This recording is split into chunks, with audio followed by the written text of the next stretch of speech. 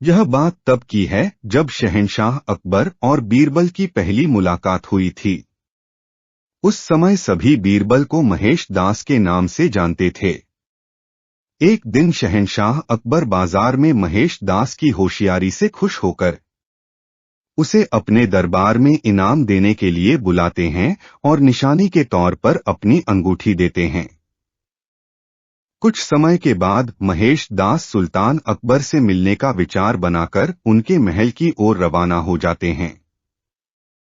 वहां पहुंचकर महेश दास देखते हैं कि महल के बाहर बहुत लंबी लाइन लगी हुई है और दरबान हर व्यक्ति से कुछ न कुछ लेकर ही उन्हें अंदर जाने दे रहा है। जब महेश दास का नंबर आया तो उसने कहा कि महाराज ने मुझे इनाम देने के लिए बुलाया है और उसने सुल्तान की अंगूठी दिखाई। दरबान के मन में लालच आ गया और उसने कहा कि मैं तुम्हें एक ही शर्त पर अंदर जाने दूंगा, अगर तुम मुझे इनाम में से आधा हिस्सा दो तो। दरबान की बात सुनकर महेश दास ने कुछ सोचा और उसकी बात मानकर महल में चले गए। दरबार में पहुंचकर वह अपना नंबर आने का इंतजार करने लगे। जैसे ही महेश दास की बारी आई और वो सामने आए तो शहंशाह अकबर उन्हें देखते ही पहचान गए और दरबारियों के सामने उनकी बहुत तारीफ की। बादशाह अकबर ने कहा कि बोलो महेश दास, इनाम में क्या चाहिए। तक महेश दास ने कहा कि महाराज, मैं जो कुछ भी मांगूंगा क्या आप मुझे इनाम में देंगे। बादशाह अकबर ने कहा कि बिल्कुल, मांगो, क्या मांगते हो। तब महेश दास ने कहा कि महाराज, मुझे पीठ पर 100 कोड़े मारने का इनाम दें।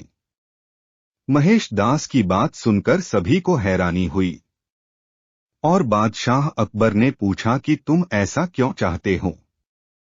तब महेश दास ने दरबान के साथ हुई पूरी घटना बताई और अंत में कहा कि मैंने वादा किया है कि इनाम का आधा हिस्सा मैं दरबान को दूंगा। तब अकबर ने गुस्से में आकर दरबान को 100 कोड़े लगवाए और महेश दास की होशियारी देखकर अपने दरबार में मुख्य सलाहकार के रूप में रख लिया। इसके बाद अकबर ने उनका नाम बदलकर महेश दास से बीरबल कर दिया। तब से लेकर आज तक अकबर और बीरबल के कई किस्से मशहूर हुए। इस कहानी से हमें सीख मिलती है कि हमें अपना काम ईमानदारी से और बिना किसी लालच के करना चाहिए। अगर आप कुछ पाने की उम्मीद से कोई काम करते हो तो हमेशा बुरे परिणाम का सामना करना पड़ता है, जैसे इस कहानी में लालची दरबान के साथ हुआ। यदि यह कहानी पसंद आई तो चैनल को सब्सक्राइब करना न भूलें।